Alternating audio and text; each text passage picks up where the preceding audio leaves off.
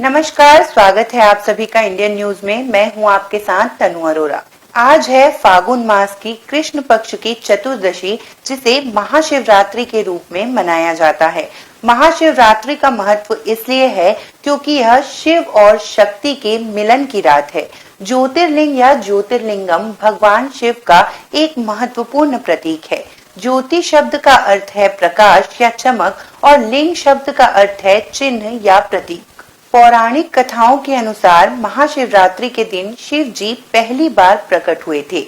शिव का प्राकट्य ज्योतिर्लिंग यानी अगीन के शिवलिंग के रूप में था। ऐसा शिवलिंग जिसका ना तो कोई आदि था और ना ही अंत। कथा यह भी कहती है कि महाशिवरात्रि के दिन शिवलिंग विभिन्न 64 जगहों पर प्रकट हुए थे। उनमें से हमें केवल 12 लोगों का नाम पता है।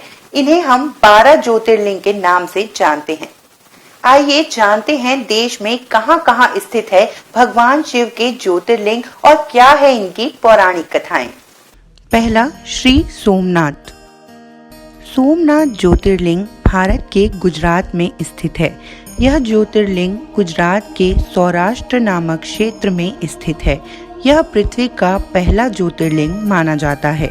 यहाँ पर माना जाता है कि देवताओं ने पवित्र कुंड बनाया था, जिसे सोमनाथ कुंड माना जाता है। इस कुंड में स्नान करने से व्यक्ति के, मनुष्य के या किसी भी जीव के सारे पाप नष्ट हो जाते हैं और वह मृत्यु जन्म के चक्र से मुक्त होकर मोक्ष को प्राप्त करता है। मित्रों, सोमनाथ ज्योतिर्लिंग का उल्लेख ऋग्वेद, शिव पुराण, स्कंद पुराण, श्रीमद् भगवद गीता में भी मिलता है। इससे हम यह अनुमान लगा सकते हैं कि यह मंदिर कितना पुराना हो सकता है। दूसरा, श्री मल्लिका कुंज। मल्लिकार्जुन ज्योतिर्लिंग आंध्र प्रदेश के कृष्णा नदी के तट पर स्थित है और यह ज्योतिर्लिंग श्रीशैल नामक पर्वत पर स्थित है। कई राजाओं ने मल्लिकार्जुन ज्योतिर्लिंग का रखरखाव करने में अपना महत्वपूर्ण योगदान दिया था, लेकिन इतिहास की किताबों में जो पहला नाम मिलता है वह सतवाहन साम्राज्य का है। छत्रपति शिवाजी महाराज ने भी मल्लिकार्जुन ज्योतिर्लिंग के रखरखाव में अपना योगदान दिया था।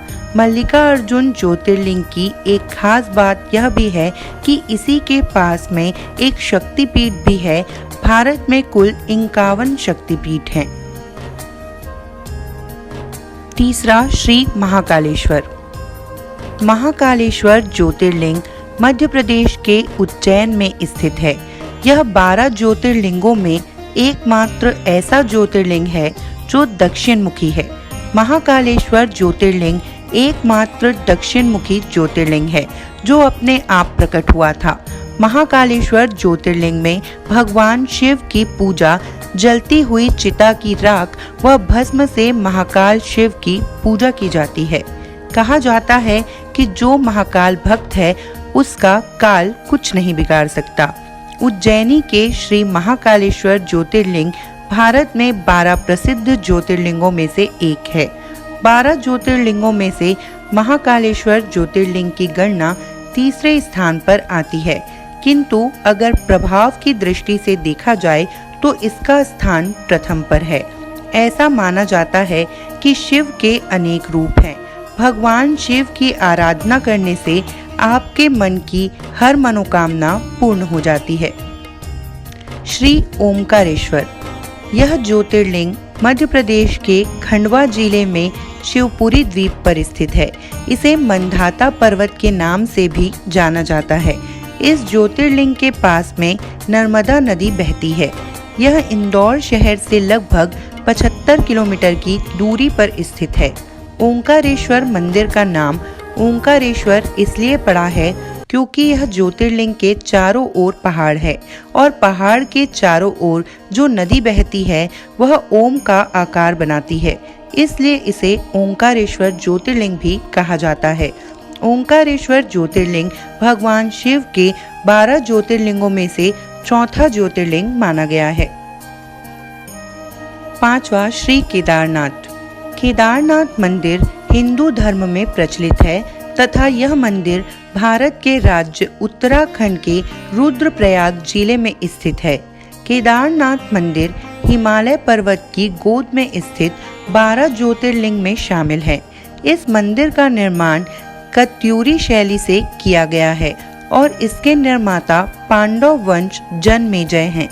केदारनाथ मंदिर का निर्माण द्वापर युग में हुआ था। इस मंदिर में स्थित स्वयंभू शिवलिंग बहुत ही प्रचलित एवं प्राचीन है। केदारनाथ मंदिर के इतिहास की बात की जाए तो यह मंदिर बहुत ही प्राचीन है और विद्वानों एवं ऋषियों के अनुसार इस मंदिर का निर्माण 80वीं शताब्दी में द्वापर युग के समय हुआ था। इस मंदिर के चारों ओर बर्फ के पहाड़ हैं। केदारनाथ मंदिर मुख्य रूप से 5 नदियों के संगम का मुख्य धाम माना जाता है और यह नदियां मंदाकिनी, मधुगंगा, शेरगंगा, सरस्वती और स्वर्णगौरी हैं। छठवां, श्री भीमाशंकर। भीमाशंकर ज्योतिर्लिंग महाराष्ट्र में स्थित है। महाराष्ट्र के समहाद्री नामक पर्वत पर स्थित है जो रामायण काल से जुड़ी हुई है। जब भगवान राम ने कुंभकर्ण का वध कर दिया था तब कुंभकर्ण की करकटी नामक पत्नी के पुत्र भीम को करकटी ने देवताओं से दूर रखने का निश्चय किया। जब भीम को पता चला कि देवताओं ने उसके पिता का वध कर दिया तो उसने बदला लेने के लिए ब्रह्मा जी की तपस्या करी और महान बलशाली होने का वरदान मांगा।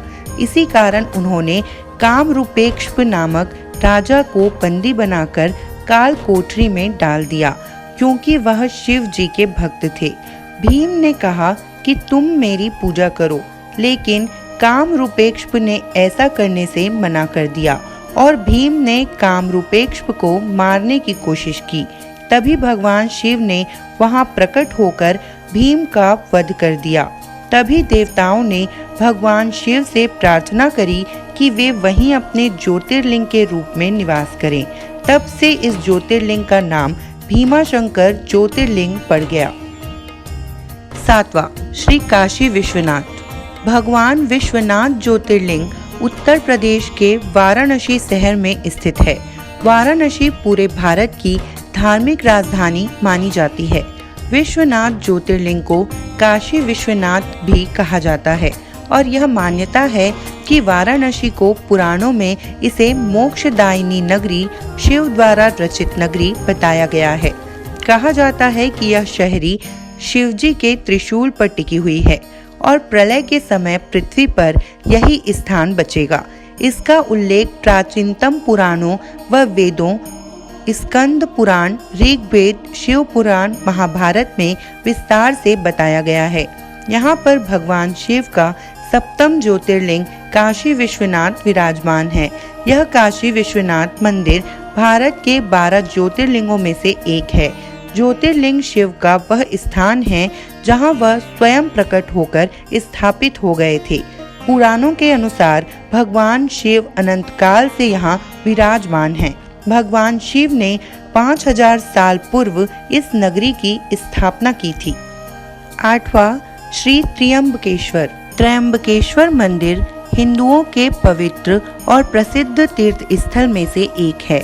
यह भारत में स्थित भगवान शिव के 12 ज्योतिर्लिंगों में से 10वां स्थान रखता है। यह मंदिर भारत के महाराष्ट्र राज्य के नासिक जिले से करीब 35 किलोमीटर की दूरी पर गौतमी नदी के तट पर स्थित है। इस मंदिर की खासियत है कि यह सदाशिव, ब्रह्मा, विष्णु भगवान के 3 लिंगों के रूपों में त्रिदेव विद्यमान हैं, जिनके दर्शन मात्र से त्रिदेव की पूजा का फल मिलता है और मोक्ष द्वार खुल जाते हैं।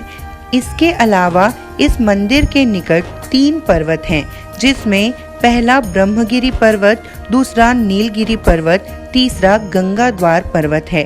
यह भगवान शिव के स्वयंभू ज्योतिर्लिंग मंदिर होने के कारण तथा अपनी पौराणिक महत्ता एवं भव्यता से हर वक्त सुर्खियों में रहता है। इस मंदिर का निर्माण कार्य बहुत ही अद्भुत, अनोखी तथा आकर्षित है। 9वां, श्री वैद्यनाथ। श्री वैद्यनाथ धाम ज्योतिर्लिंग मंदिर हिंदुओं का प्रमुख एवं प्रसिद्ध मंदिर है। इस मंदिर में भगवान शिव की पूजा आराधना बाबा वैद्यनाथ के रूप में किया जाता है। यह मंदिर भारत के झारखंड राज्य के देवघर पर स्थित है। सिद्धपीठ होने की वजह से यहाँ भक्तों की मुरादें जल्द पूरी होती है, इसलिए इस ज्योतिर्लिंग को कामना लिंग कहते हैं। भारतीय पुराणों के अनुसार लोक कल्याण एवं प्रकृति कल्याण के लिए भगवान शिव 12 जगहों पर प्रकट हुए और लिंग के रूप में विराजमान रहे। उन 12 ज्योतिर्लिंगों में से एक वैद्यनाथ ज्योतिर्लिंग भी है, जो 9वां प्रमुख ज्योतिर्लिंग के रूप में पूजा जाता है। 10वां श्री नागेश्वर। यह ज्योतिर्लिंग भारत के गुजरात राज्य में है और गुजरात राज्य के द्वारिकापुरी से 17 किलोमीटर की दूरी पर स्थित है। ऐसा माना जाता है कि नागेश्वर अर्थात कि नागों का ईश्वर, नागों का देवता वासुकी जी भगवान शिव जी के गले में कुंडली मारकर बैठे रहते हैं। इस मंदिर में स्थापित ज्योतिर्लिंग का दर्शन करने वालों के लिए भगवान शिव जी की बहुत महिमा है। कहा जाता है कि इस मंदिर में विष से संबंधित सभी रोग से मुक्ति प्राप्त हो जाती है। भगवान शिव जी के 12 ज्योतिर्लिंगों में स्थापित श्री विश्वनाथ का यह 10वां ज्योतिर्लिंग माना जाता है। 11वां श्री रामेश्वर। यह हिंदू धर्म को मानने वाले लोगों के लिए अत्यंत पूजनीय है। इन्हीं 12 ज्योतिर्लिंगों में रामेश्वरम ज्योतिर्लिंग भी शामिल है। यह 11वां ज्योतिर्लिंग है जो रामेश्वरम में स्थित है। इस ज्योतिर्लिंग को रामलिंगेश्वरम ज्योतिर्लिंग भी कहा जाता है, जो अपने शिल्प कलाकृतियों के लिए दुनिया भर में प्रसिद्ध है। रामेश्वरम ज्योतिर्लिंग शिव के 12 ज्योतिर्लिंग के अलावा बद्रीनाथ, द्वारकाधीश और जगन्नाथपुरी धाम के बाद चौथे प्रमुख धाम रामेश्वरम धाम के नाम से भी जाना जाता है। भारत के उत्तर में स्थित वाराणसी अथवा काशी विश्वनाथ ज्योतिर्लिंग की मान्यताओं के अनुरूप दक्षिण में स्थित रामेश्वरम तीर्थ स्थल की मान्यताएं हैं। यह चेन्नई से लगभग 425 मील दूर रामनाथपुरम में स्थित है। रामेश्वरम में प्रतिवर्ष इस ज्योतिर्लिंग को सजाकर वार्षिकोत्सव बड़े ही धूमधाम और भव्यता के साथ मनाया जाता है। इस अवसर पर भगवान शिव और माता पार्वती की मूर्तियों को तैयार करके सोने और चांदी के वाहनों के ऊपर स्थापित करके उनकी शोभा यात्रा निकाली जाती है। 12वां श्री घुश्मेश्वर। भारत में स्थित 12 ज्योतिर्लिंगों में से यह अंतिम ज्योतिर्लिंग घृष्णेश्वर ज्योतिर्लिंग है। माना जाता है कि इस ज्योतिर्लिंग के दर्शन से सुख तथा संतान की प्राप्ति होती है। इस मंदिर की यह विशेषता है कि इसमें 3 द्वार हैं तथा गर्भगृह के सामने ही एक विस्तृत मंडप है, जिसे सभा मंडप कहा जाता है। यह सभा मंडप मजबूत पाषाण स्तंभों पर आधारित है। इन स्तंभों पर सुंदर चित्रण तथा नक्काशी की हुई है। सभा मंडप से निर्मित नंदी जी की मूर्ति भी वहां स्थापित है, जो ज्योतिर्लिंग के सामने पड़ती है।